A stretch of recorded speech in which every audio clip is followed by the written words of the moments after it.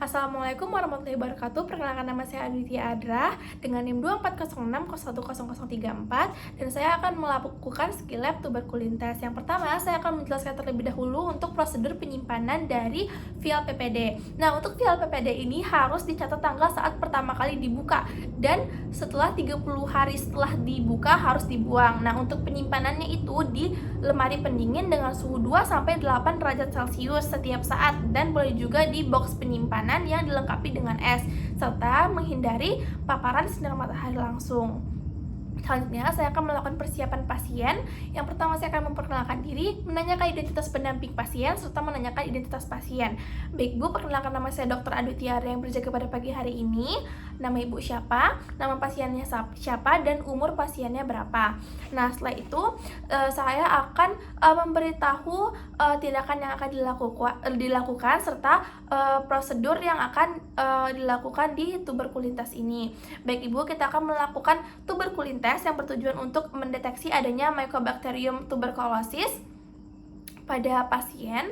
Nah, dengan nanti saya akan menyuntikkan cairan PPD RT232TU kepada pasien di lengan bagian bawah, mau kanan maupun kiri. Mungkin nanti rasanya akan sedikit tidak nyaman dan sedikit sakit, tapi tidak apa. Nah, selanjutnya saya akan menjelaskan bahwa interpretasi itu akan dilakukan setelah 2 hari dilakukannya tuberkulitis atau 48-72 jam. Apakah Ibu 2 hari ke depan itu ada melakukan bepergian jauh atau keluar kota sehingga tidak bisa untuk kembali check up ke sini? Tidak ada, baik, terima kasih. Lalu selanjutnya saya akan meminta persetujuan dari pasien. Apakah Ibu bersedia saya melakukan tuberkulitis? Bersedia, baik, terima kasih Ibu. Lalu saya akan melakukan persiapan alat. Yang pertama itu ada sprit 1 cc, lalu setelah itu ada alkohol swab, lalu ada PPD RT232TU, lalu ada handscoon steril, dan juga ada adrenalin ampul, serta ada mistar atau penggaris untuk mengukur gelembung yang nanti akan diperiksa. Lalu setelah itu saya akan meminta pasien untuk berbaring dengan posisi lengan bawahnya itu yang kanan atau yang kiri juga boleh, itu posisi volar atau telapak tangannya menghadap ke atas. Lalu saya akan mencuci tangan 6 langkah dan memakai handscoon steril.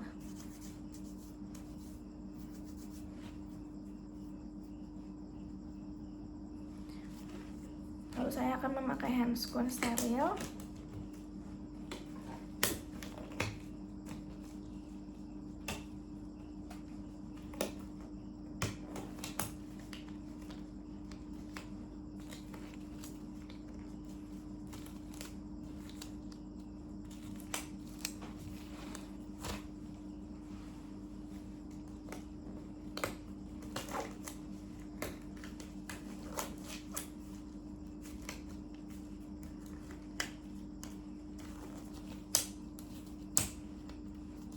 Nah, selama mencuci tangan dan memakai handscoon steril, saya akan mulai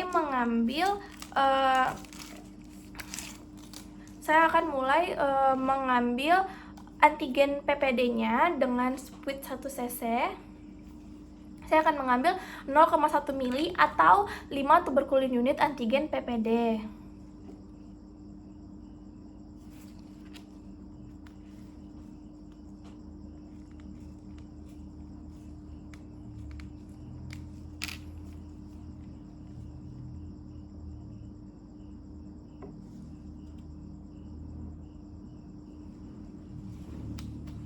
Lalu biasanya kita harus mengganti setelah kita melakukan pengambilan antigen PPD-nya, kita harus mengganti jarumnya dengan jarum baru agar tetap steril.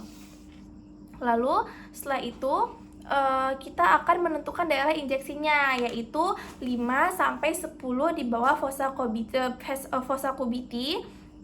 Setelah itu kita akan mensterilkan daerah tersebut menggunakan alkohol swab dari dalam keluar. Nah, jika sudah, kita akan mulai untuk menginjeksi pada kulit pasien dengan menggunakan metode intradermal, yaitu membentuk sudut 5-15 derajat.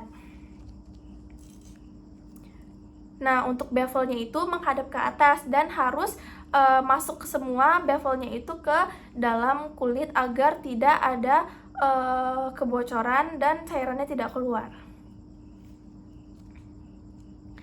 Nah, diinjeksikan.